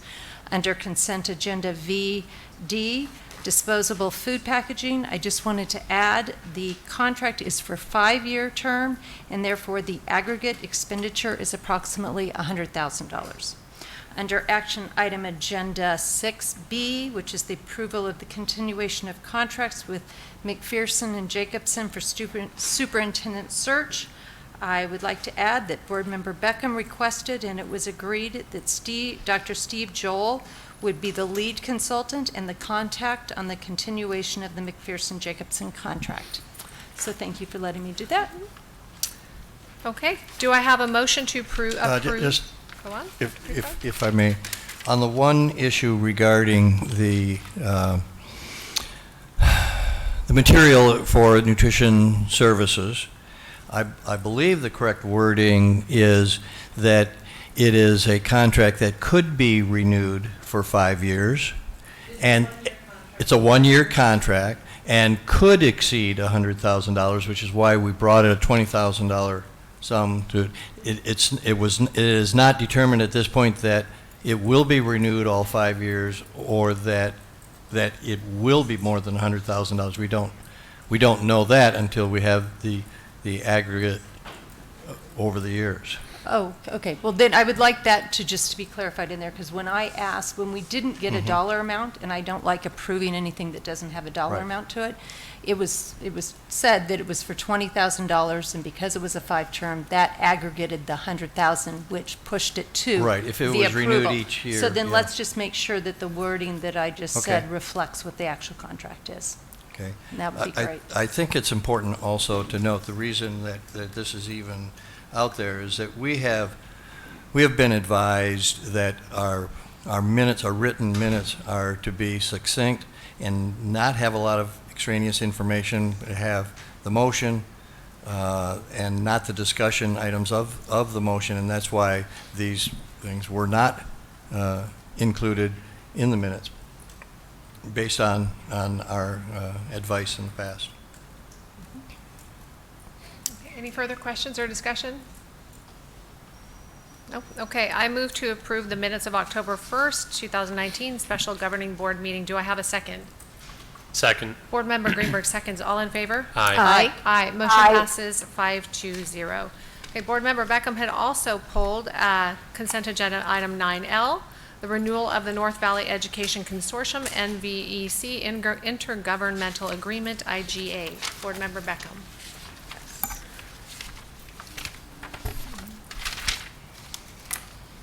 Once again, I just wanted to confirm the dollar amount that was being requested because it wasn't put on the proposal. And so I'd like to open that up for the question is, what is the dollar amount that is being requested?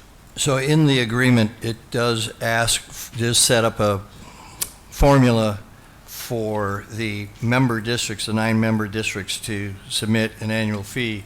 That fee has not been charged over the last 5 years at least, and that's just as far as the immediate records were available to me.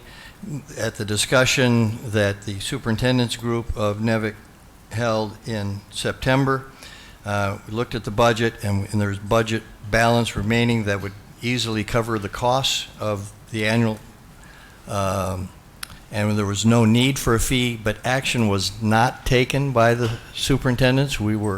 And so I have asked for that, since the agreement was that we would not have a fee, but there was no motion that was passed. I've asked for a motion at our next meeting to say just that, so there is no cost to this intergovernmental agreement.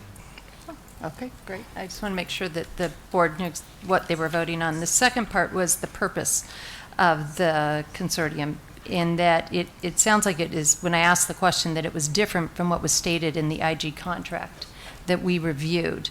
So it sounded like, and let me know if this is correct, it's currently is more of a gathering of its members to discuss common concerns, curriculum and assessment information, and to meet once a year during the legislative session to discuss educational issues. Would that be a correct statement? That is true, as well as the collaborative effort, especially in the area of curriculum and assessment, where those staff members meet and share concerns and decisions. And we have had in the past, also there have been a joint professional development. So if you bring 9 districts together, the ability to have an extensive learning experience, and the one that most recently comes to my mind was when districts started on the road towards McCrell, that you've heard that we use for our evaluation process, and that all 9 districts were trained at one site at one time at a cost to each district to be minimal compared to what it would have been for each district. So those kinds of collaborations are important, that comes from this group as well. So I just wanted to note, it wasn't that I wasn't supporting the IGA. I just wanted to clarify and make sure that it was understood before we made a vote, since it was different from what was stated. Thank you. Thank you very much, Dr. Any further Kriegard. questions or discussion? Okay.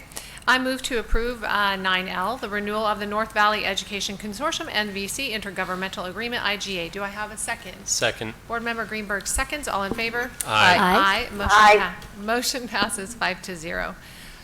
Sandra, do we have any cards for public comment on our action item? No, we don't. Okay, we move to our action item, 11A, the approval of the fiscal year 2018-2019 annual financial report. Are there any questions or discussion on the recommendation for the approval of fiscal year 2018-2019 fiscal or annual financial report? Board Member Greenberg.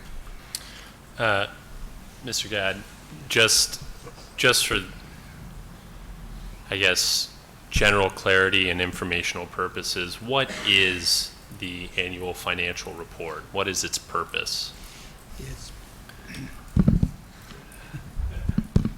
Its purpose is to share with the community the district expenditures and all of its funds from the prior year, and receipts of revenue for those same funds.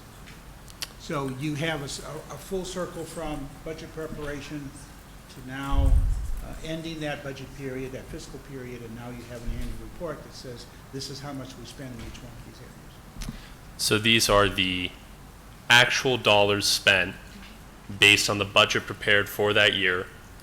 We went through the year. These are the final numbers. So the ending fund balance, the column 6s, are the actual dollars we still have cash on hand. Doesn't mean it's not encumbered and might not be used for something, coming up, but at the point in time that this is made, those are the dollars still in the accounts? Yes, it's important, Mr. Greenberg, to clarify that when this report, where it says ending fund balance, it deals with cash, does not deal with budget capacity. There's a difference between those two. And when we do this presentation here, this brief PowerPoint, I'll point out the differences from that. So Mr. Gadd does have a brief presentation. Mr. Gadd. Great. Thank you, Dr. Creekard. Madam President, members of the board, I believe you have a PowerPoint that has numbered columns on it at the top. 1, 2, 3, 4, 5, 6. As we move through the presentation, and I will move rather quickly, for you to get the most information out of this, especially the information that you have been sensitive to before, those column numbers are being used to tell you how to calculate what those subjects are. So there are 2 pages of the annual financial summary that you have. This is the first page, and this is the second page. So it takes you through 30, 40, 50 funds that the district annually administers and is responsible for collecting revenues and expenditures. As we move to a further definition of how to use this report, it consists of 2 types of funds: budget controlled, and there are 6 of them that you'll see in a minute, and everything else is cash controlled. So one of them, this grouping of 6, its characteristics are it's driven by a budget amount for the year that typically derives from a formula. Does not have anything to do with cash, doesn't have anything to do with revenue, has something to do with expenditures. So if you calculate your M&O budget, that is a limit as to how much you can spend. It has nothing to do with the amount of revenue that you might receive to support that spending. So as we move to the next slide, these are the budget controlled funds. They are established in statute. They have specific formulas that are connected up to the dollar amount annually that the board has decision-making control over. Maintenance and operations, of course, is the largest one. Capital outlay, adjacent ways, which is infrastructure, debt service, which is retirement, paying principal and interest on previous issued debt. Classroom site fund is teacher compensation, some of which is performance-based and some of which is base salary. And state and federal projects, those come to us with a grant amount, and we can't exceed the grant amount. So those are the ones that, when we talk about those particular funds, doesn't have anything to do with how much money we collected. It has something to do with what is the difference between the amount that you are permitted to spend and how much you've spent to date. That is the budget balance rather than the fund balance. Okay, budget controlled. Let's take M&O. I know that has been a subject of discussion, and it will be continue to be, I'm sure, because that formulates the basis for most people's salaries and benefits, so it's an important one. The actual expenditures for this last year is $150 million. We had a budget amount of $160 million, and therefore we had an ending budget balance of approximately $10 million, which represents 6.7% of the original budget. So it is an ending position that is reasonable. I think in most people's view, it's not that high, and yet there's enough money there to deal with things that maybe would be unforeseen, and so the board would have discretion with that amount of money. If you take column 4 minus column 5, you will wind up with this ending budget balance for those particular funds we previously saw. When you go to cash, remember that's all funds now except the 6. The M&O cash position is we take the funding balance, the cash that we started the year with in 18-19, which was $8 million in the treasurer's office. We had revenue of $158 million. We had expenditures of $150 million. We had transfers out to other funds. And so our ending cash position was $11 million. Now remember, our budget balance is 10. Our ending cash is 11. Good shape. We have excess cash over budget. That's exactly where we would want to be. and it's not an excessive amount, and we're not registering warrants because we don't have an adequate cash balance in which to honor checks that we've issued. We've taken now an example of a cash control fund. We've selected community schools. They had a beginning cash of 3.7 million. They took in revenue of 6.1. They have expenditures of 5.2, and so their ending balance is quite high at 4.5 million. Their ending balance is more than 1 year, almost 1 year of revenue, which is good. I mean, it is a fund that obviously not only breaks even, but has excess revenue that the board may recall we're taking advantage of in our M&O budget by transferring some M&O expenditures into this fund for payment. And we'll see that in a moment. This is one of the 4 funds that we're using for that, that subject. And a slide that we spent a lot of time talking about. These are the 4 funds that the district is currently using and the board approved in its budget for the current year, where these funds are offsetting M&O. Basically, we have transferred from M&O into each of these funds expenditures that normally would have been M&O, but are being transferred into cash control funds because the balances are relatively high. I would call your attention to the last 2 columns on this particular report. If you look at the actual balance, the third, it's just 1, 2, 3, the 4th column over, it says actual balance 630.19. That's how much cash basically Medicaid had left in it, $5.8 million. The bumpers that we established and the board approved are in, the minimum is $400,000 and the maximum is 3.2. The amount remaining is 5.8, so it's above the maximum. Okay? And you can go down each fund and basically look at where those numbers fall. The majority, 3 of these 4 funds, the actual balance actually falls above the highest end of the bumpers. The only one that I think there's some caution on is the Community Education Fund. I think we have to be a little careful there. We have a minimum bumper of 1.5. We have an actual balance of 4.5 and a maximum of 12. So they're in the range, and they're at the low end of the range with their balance. So I think that would tell us that we don't want to get overly zealous with that fund because it doesn't have that distance that the other funds have with how much they've accumulated versus how much we think ought to be there. And then these are the amounts from each of these funds that are being used as the board approved them for the current year. Indirect costs, Medicaid, which is referred to as MIPS, Civic Center, which is rentals, and community ed. So between all of those funds, we have about $1.7 million, $1.8 million that we are currently relying on cash control funds to assist the M&O budget through paying for things that normally would have been M&O. I think that you will see, as we have scheduled and you have approved a budget calendar for next year, you will see on the second meeting in November our projection of next year's M&O budget. It will assume an ADM, obviously, for next year because it's current year funded, and it will likely carry a potential deficit because of ADM loss and because of other costs that will be listed for the board to consider.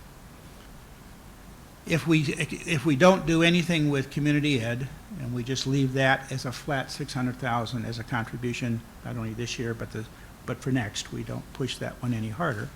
If you took the first 3 funds, it totals 1.4 million.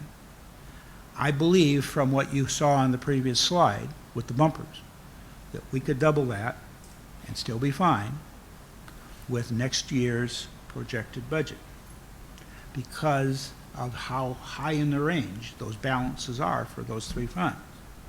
Okay? I don't think we're in jeopardy of having any issues when you look at those individual balances. That is going to be something we probably will tell you and recommend to you that we would use in which to balance the 2021 budget rather than deal with staff reductions, program reductions, and that sort of thing, because we obviously have the cash in 3 funds to be able to deal with that. So I hope, Madam President, members of the board, I hope that what I've just gone over is helpful in understanding how to read that annual financial report, and how we have proceeded with this first year of actually applying the min-max concept to each of these funds and where we're at as a result of that. So with that, if the board has any questions, I'll try to answer them for you. Any questions for Mr. Gadd?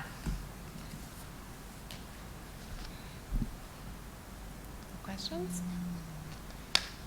Okay.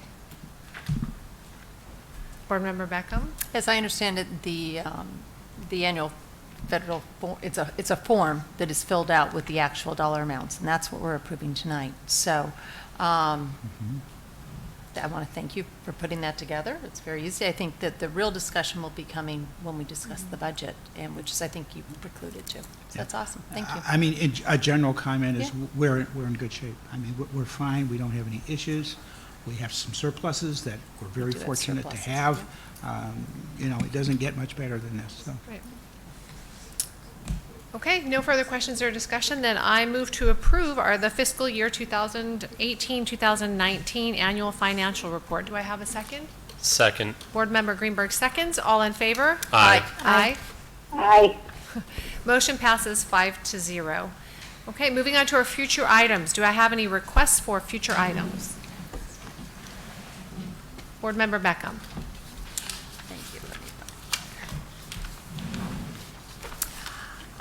I would, for a future item, I would like to see a discussion and possibly an action item to have the date of the adoption of all future policies and when they're adopted or approved be put on the actual policy.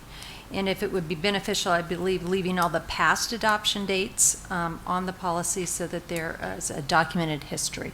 I have found that when I go to the policy, I don't have a date of when it was adopted. I can't go back to watch a video of it because I have no idea of the date. So I know I had brought it up with Ms. Marshall, but it would be too difficult to go back and find every adopted date and put it on past policies, but I would like it to be considered going forward. You mean the original adoption date, correct? Well, no, when we do adopt a policy or we change it, it's amended, that we actually put the date that it was done on the document so that when you pull it up, you can see the adopted date instead of it saying just date of adoption. Because there's no way to reference it. Let's leave that at future items, but I Correct. can respond to that request to explain that a little bit more. Okay. Thank you. Any further future items? I have some. Board Member Kravitz. Yes, I would like to have an update on the AVID rollout and implementation at the schools where we have adopted that program. And I would also like an update on the traditional program at PIMA. Okay. AVID. Okay, anything further? Okay, thank you. We move now to our dates of upcoming meetings. The first one, Tuesday, November 5th, 2019 at 5 p.m. We have a special board meeting at the MDA. And Tuesday, November 19th, 2019 at 5 p.m. we have another regular governing board meeting at Coronado High School. Do I have any governing board reports? No? Okay, I move to adjourn the meeting. Do I have a second? All in favor? Or Board Member Beckham seconds. All in favor? Aye. Aye. Aye. The meeting is adjourned at 7:10 p.m.